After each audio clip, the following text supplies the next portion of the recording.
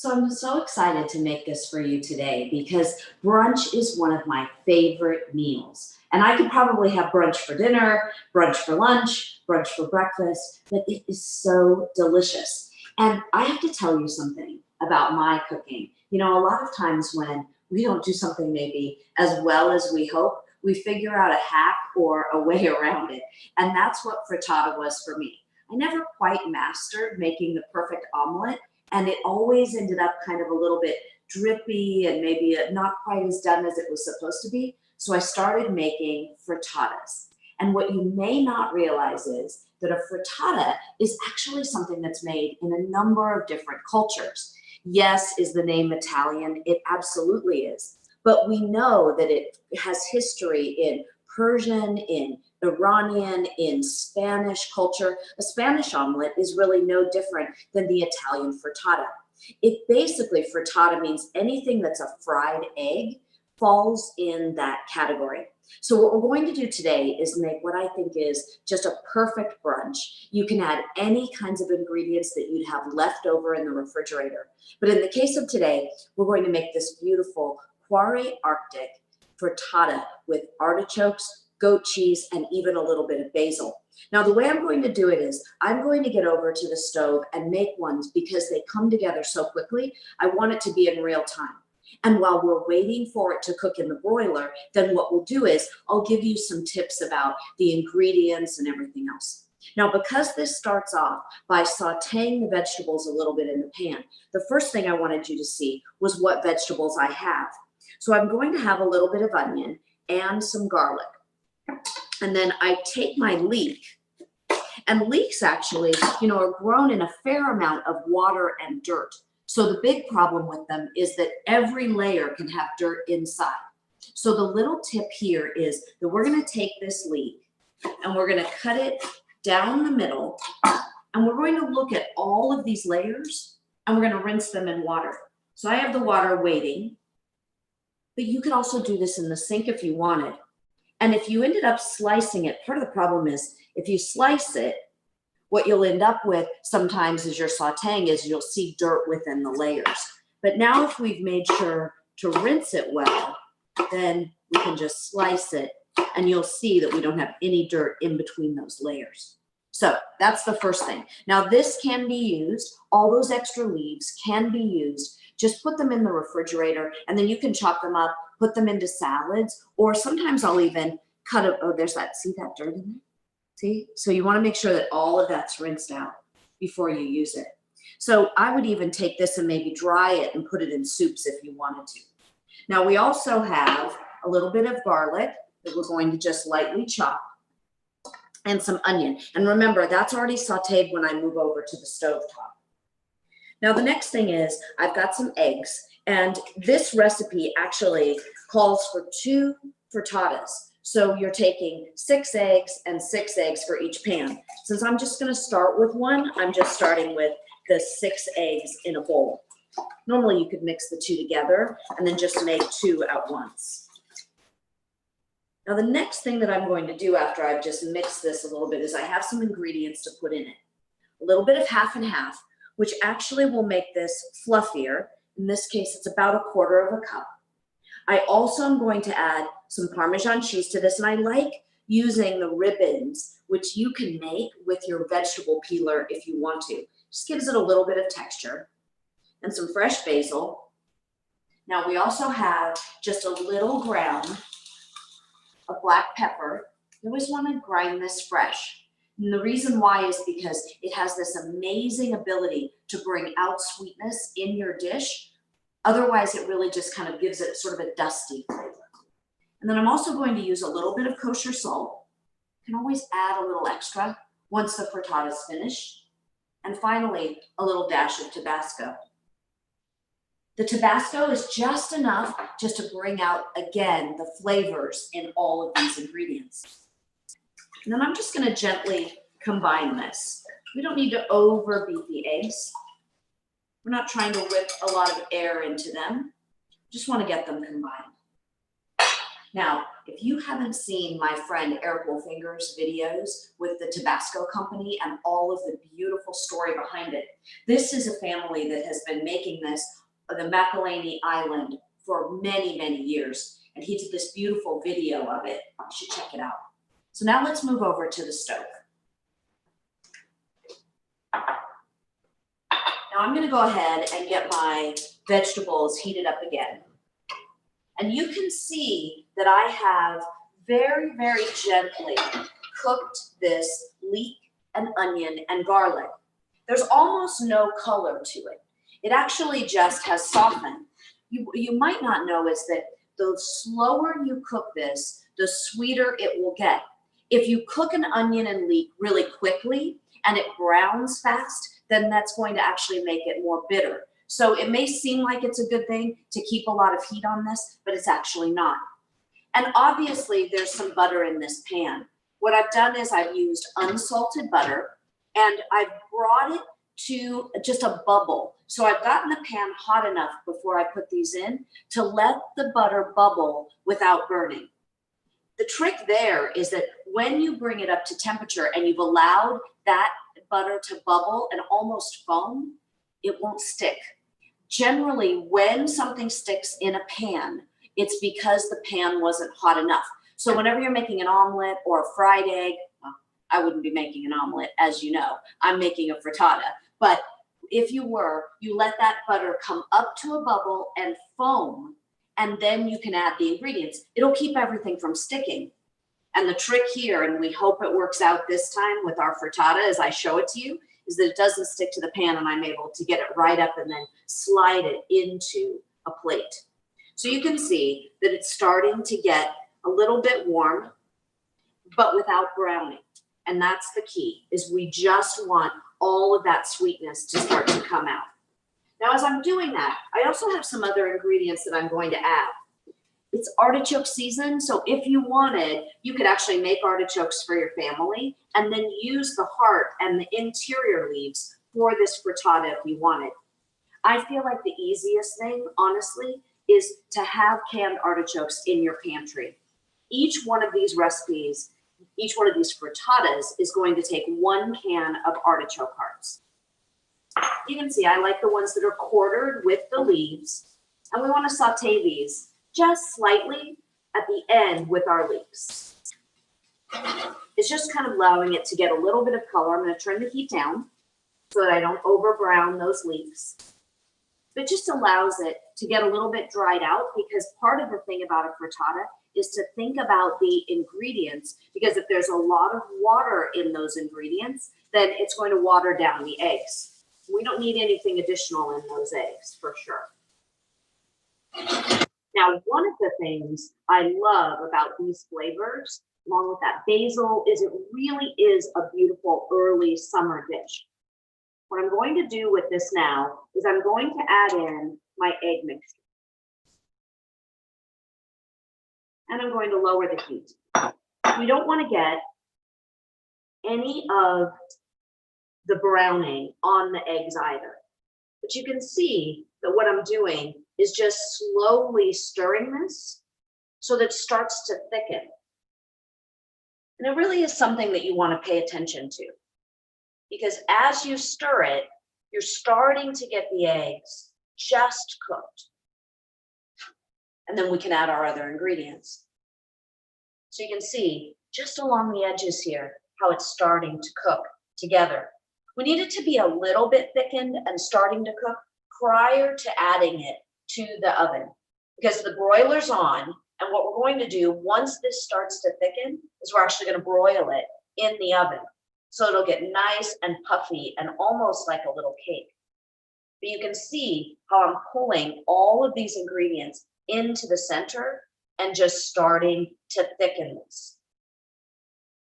So now it's getting nice and thick. You can start to see thickening on the edges. I'm going to try to move this other side over so that we can get it thickened as well. And what I do at this point is just kind of pull it towards the center so that I'm sure to get the entire thing evenly cooked, while also making sure it's going to slide out of that pan, which again, we're going to hope that it'll come out of the pan for you here today.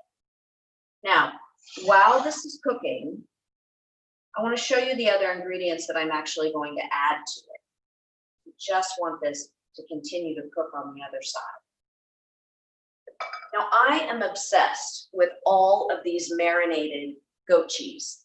They're delicious. This is one that actually, Chibo is actually located here in Marin County, and it has a little salt and just a beautiful olive oil over it.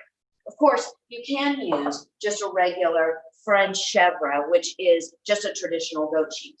And I'll show you what I'm going to do. I'm just going to take chunks of it and put it along the top of our thickened frittata. And then the next thing is, I'm going to take our beautiful Kvaroy Arctic salmon, which I've already cooked, which makes this such a perfect leftover. So I just take the skin off, and I'm going to flake some of the pieces on the top of this frittata. It's going to give it a chance to get really nice and crispy. Of course, you could mix it into the egg if you wanted, but I love how it looks once it starts to cook in the broiler. It'll get really beautiful, and the browning of it is really nice. Kvaroy Arctic, of course, is a sustainably raised salmon. We actually raise it in the Arctic Circle. It's a third generation family farmer, and I am so proud of the work that they are doing. So this was a 10-ounce piece, and I guess we have a question right now, so please chime in, ask me the question, Matt. Yeah, Jen, so we have a question coming in on Facebook. Someone Kay is actually wondering, is that a nonstick cast iron pan? It is. I love the Le Creuset pans. This is a cast iron. It's a non-stick coated cast iron skillet, and it really holds the heat beautifully. So I end up using it for things like searing, whether it's burgers, or using it to be able to really do a hot sear on the top of that salmon. That's how I got the top of the salmon so beautifully browned, was that I actually seared it. This is a leftover, but it was seared really hot in the top of that. And that's also how I get that great color on the skin. It's absolutely the perfect one. And I know they're a little expensive. I'm going to check this frittata really quickly. We don't want to get it overdone. I know that they're expensive, but they actually are worth it. And you don't have to buy very many pieces. So it could be that you just buy the skillet and you buy the other piece. I love the cast iron pots, so that I can do really slow braising and cooking. And that also is wonderful. So I just have two pieces of Le Creuset. One is the nonstick heavy skillet, and then the other is the big enamel coated cast iron pot. Now I want to show all of you what's happening here. I'm not 100% sure it's done yet, but what I start to look for is that I want it to puff up, and I want it to start to get fully cooked inside. And you can see how I'm starting to get a little bit of browning on that goat cheese. I'm going to put it back in the oven because it's not quite done. It'll set up and it'll get really puffy. And what I love about this is that it's something that you can be making, say, the sauteed vegetables first, and then you can have all of the ingredients ready. And then as you're ready to serve it, if it's just for two or maybe it's for the family, you don't have to worry because you can just put it together and put it out. I have another question. Tell me. Yes, Pamela on Facebook is wondering what the oven temperature was. So this is on broil. So we have put it in the broiler at high heat, and I have a feeling that we're probably ready. Here we go. Now that to me is looking gorgeous, right? Puffy, beautiful. We've got a little bit of browning. What I'm going to do, so you can see, Pam, I've got the broil as close as I can with the high heat. I've already done some of the cooking, of course, on the stove top. And then I can take this and I'm going to bring it over and we can have a little chat here about this. Now, if it's me, I probably want to serve it right in the cast iron skillet. But a few things that, because this comes together so quickly, we want to talk about before we serve it. Now, the first thing is You can serve these at room temperature or even cold. I mean, anybody who's gone to a tapas bar, for example, knows that you get them after they've already been made. Perfectly fine. So it's something that if you decided that you wanted to put it out on your brunch buffet, or you wanted to make it ahead of time and then cut it into wedges or cut it into squares, it's really not a problem. You can do it. But there is something really wonderful about this, as it's, you know, got all of its sort of wonder and crispiness all together. So what I do is I just loosen this along the sides of the pan. And you can see how just by starting to loosen it, it begins to give way. And what I have realized is I'm going to grab an offset spatula. I don't have one with me. Here we go. We'll do this. I'm going to grab a little offset just to make sure that it's not sticking in the center.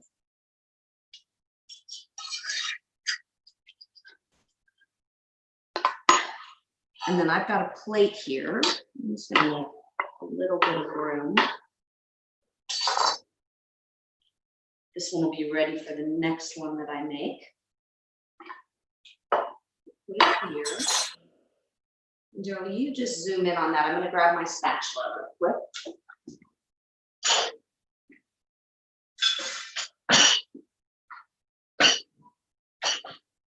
I don't want it to fall apart on all of you. And here we go.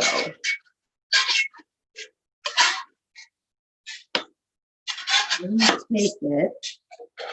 You know what I'm going to leave it. It's a little too warm, everybody, to take it out of there right now. Probably better off left just to be able to set than it is while it's still so hot. And it is just a little bit too hot to pull it out. But what's great about this, and as I said and mentioned before, I mean, you can definitely serve it here in the skillet, or as it puffs up and it just starts to cool, you can slide it right out. And I think it's going to be a little bit too hot to do it. But the great thing about these, all of them, is that they can have different ingredients. You can add different things to it. So let's say you have that leftover salmon. You've got a little bit of sauteed onion. Maybe you've got a little bit of vegetables that you've done on the grill. The great thing about a frittata is that you can use a lot of different ingredients to go with it. And then, of course, if you want, you can take just a little bit of extra cheese. You could do a little bit of extra herbs over the top, and you'd actually be able to serve it hot there in the skillet as well, just getting a nice little wedge off of that. Now, one of the things I wanted to talk to you about as we were getting these finished is about the ingredients that you use, because the trick is, as you're making this, you want to have all of the ingredients at room temperature. So you can see how I've got my eggs out, I've got my half and half out, I've got everything ready to go before it goes into the pan. So all of those pieces, remember making sure that every single thing is dried off, that you're not adding any extra additional moisture to the pan itself. And then make sure that your butter is really nice and hot so that you can get all of this beautiful crispiness and all of the ingredients out of it without it sticking. And then at that point, when you're ready to serve it, you can take it, you can use it room temperature, you can make it if you wanted to ahead and serve it cold. And you can also do it if you wanted in a large 9 by 13 inch pan and be able to serve it that way. But you can see some other amazing things that I put together. I wouldn't ever serve a brunch without my grandmother's crumb cake, coffee cake. You're going to be able to see that. We have that recipe on the blog.